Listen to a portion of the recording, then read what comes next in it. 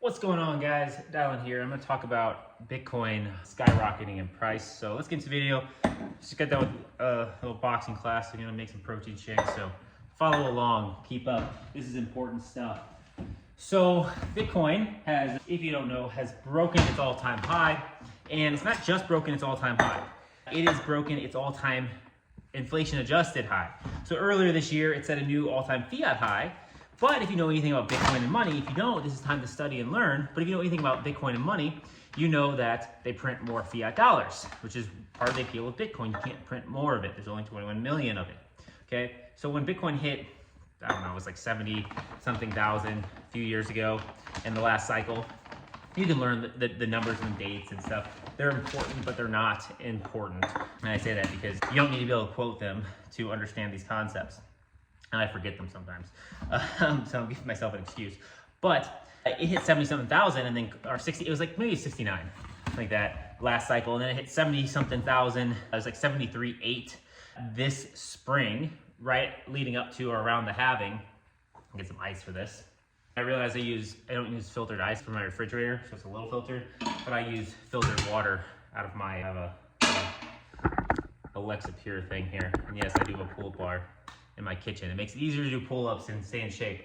I got this new place, and when you live alone, you can set it up how you like, and I'm not into a bunch of that fancy stuff because I like functional stuff to be able to keep myself fit, in shape, happy, healthy, motivated going forward. Anyways, that's gonna be important for staying humble and stacking sats, which is a lesson you should write down and take away from this video as I'm talking about the inflation-adjusted Bitcoin price. It broke the fiat all-time high this past spring, which is fantastic, amazing, but that's just numbers. What you really need to think about is purchasing power, not digits in your bank account, okay? It's purchasing power, okay? It's what can you buy with the money? What can you buy with the things that you traded your time and energy and knowledge and experience for? That is the key. It's not how many numbers or how many zeros in your bank account. And generally, those are correlated with larger purchasing power. However, ask people in Argentina, ask people in Venezuela, ask people in Turkey, ask people anywhere that has had a collapsing currency and a hyperinflationary currency, how much they care about the number of zeros in their bank account. They don't, they care about what they can buy, okay? And it's not just anything, right? If you're not in the market to buy a luxury mansion or luxury car or anything like that, it doesn't matter what those cost. What matters are the things that you use every single day, like protein powder. Cheers. That matters the most. Then Bitcoin dipped back down because, of course, there's all the naysayers, and I've been saying this for years. I got in Bitcoin 2019 and really in 2020, and I've been just saying, come on, guys, like, buy Bitcoin, telling everyone, buy Bitcoin. It's going to go to $100,000. Last cycle, it was like definitely was hyped, but this cycle, I'm like, look, we're dipped, but we're going to go up. Here is the timeline. 12 to 18, there's videos of me, 12 to 18 months following the halving. I'm not some prophet. There's Bitcoin cycles. This is how this stuff goes. 12 to 18 months following the halving, Bitcoin's gonna go up. It's gonna start putting in new all-time highs, and sometime in 2025, we're gonna see $100,000+ Bitcoin. Now, we're not there yet, right? Knock on wood, but the writing's on the wall. That's happening. All indicators are showing, even though Bitcoin was basically stable, stuck at 58K for months. Like, guys, buy Bitcoin. I even made a video on this channel saying, is it a bad idea to buy Bitcoin at 70K? And at that point in time, the essence of that was, if you haven't bought before, yes, buy some so you're set up and going. This was months ago. Because then if you bought at 70K, you'd be in the money now, but you would also be set up having your account ready to go. I have people now calling me, family members, I've been telling this for years, and I wrote a book and I made a course on that. You can get those in the link below. I have a Bitcoin Accelerator course. I've sold over 1,000 of those, and that's really exciting for me because I like 10, 100,000, million numbers, but those are 1,000+ people that get to learn the basics of Bitcoin, the fundamentals, which is all you need to know to have success in this market, okay? Really, I say this genuinely. I'm not a financial advisor. This isn't financial advice or anything like that. All you need to do, everyone else in crypto is gonna try to sell you become a day trader, buy this meme coin, buy this altcoin, you'll make so much more money. Look, for the majority of people, you just wanna be able to protect and preserve your purchasing power.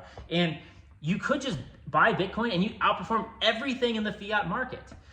Like, buying Bitcoin is not a bad strategy, especially because it's the only coin out there, right, that I can confidently say publicly that you can just buy and hold. That's the strategy. You don't have to have an exit. Okay, with all the other coins, the problem with them is that you have to exit. So you have to have an entry point and an exit point, and you have to figure that out. And they've all tended to trend towards zero against Bitcoin. So sure, you get higher short-term gains, these are altcoins and stuff like that, but you gotta know what you're doing, you gotta time the market, you gotta take on excess risk, you gotta deal with all this stuff with taxes. With Bitcoin, all you do is just sweep excess cash flows into Bitcoin. If you'd have bought 70K, you would've got set up, you could have bought some. I told people that were in the market, right, who already had Bitcoin, yeah, you should probably buy some. I basically buy Bitcoin every day, or I think about buying it every day. But you should wait because we're trending down. It looks like we might have some consolidation below 70K. And sure enough, we had consolidation below 70K. So I was like, you should pick it up when it dips down and be ready to go as it goes up. But if you're not in the market now, you need to get set up and start buying. Now, one rule is don't chase in this market, okay? You do get pullbacks, wait for those pullbacks. With that said though, buying Bitcoin at 80K, no one's ever lost money. Again, without financial advice, do your own research. No one has ever lost money holding Bitcoin longer than 4 years. This is like a Bitcoin buzzword video. So anyways, back to the essence of the story after I got off on that tangent. Bitcoin just now pumped up above $80,000. I think $81,000, $82,000. And we broke the previous all-time high. This was after the election, after Trump got elected, which his campaign ran. He showed up at the Bitcoin conference. We had a president, someone running for president, a former president, and someone running for office speak at a Bitcoin conference. This is amazing. We had the ETFs come in January.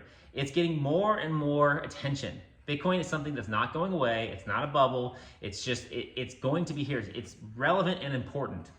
Now, doesn't mean things can't get wild and crazy in the future. They probably are, but Bitcoin's gonna have a role to play in that, whether you like it or not. And this is what I've been saying.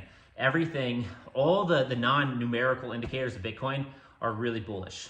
And once Trump became president, this was almost like an election for Bitcoin, okay? It was like who's pro-Bitcoin, who's not pro-Bitcoin. This is stuff people have been saying in the past 4 years. The next election, or at least not, there's gonna be, politicians are going to be divided on if they're pro-Bitcoin or not pro. Now they say crypto, but really you should think they just mean Bitcoin, okay? Crypto, it's crypto, right? I have lots of feelings about that that we're not gonna talk about today. But he ran, and it seemed like Kamala and the Democrats were anti-crypto and Bitcoin. And so the market was uncertain leading up to the election. And the cool thing was, if you were into Bitcoin and you're watching, you saw the Bitcoin price go up on election day. And the Bitcoin market was pricing in a Trump win. And of course, once Trump won, it's been a little bit less than a week. Once Trump won, we're now at new all-time highs. Now, this could be a euphoric celebratory thing. We might see a pullback, but the problem with that is we still have all the positive bullish indicators happening right now. And we're still on the cycle, right? We're still on the Bitcoin 12 to 18 months post-halving bull market cycle. So that is still in play. But again, Bitcoin still does have pullbacks. It still is volatile. So look for that.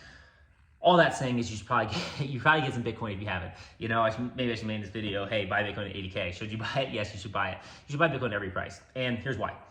Last night, because I've been on Twitter and everything, and so if you plug into that hive mind of Bitcoin, you start feeling the euphoria. You can start feeling it. You can start sensing it, okay? The mood, the attitudes, the perspectives of people. And I had a nightmare. I had a nightmare last night. And my nightmare was that I was out at some college, university. I think it was with my dad. And dreams are all over the place. But I was checking my phone and I saw the U.S. announced that it was going to, because there's talk about the U.S. creating a strategic Bitcoin reserve. And so my dream, the U.S. announced that they're going to create a strategic Bitcoin reserve. That was one version. The other version was someone announced, some big player was buying. Bitcoin just shot up immediately. Basically, my screen glitched out when I was watching. It went from the $75,000, $80,000 it is now to, it was like 460 or 486,000, something like that was the number that was in my head. And or 469, something like that.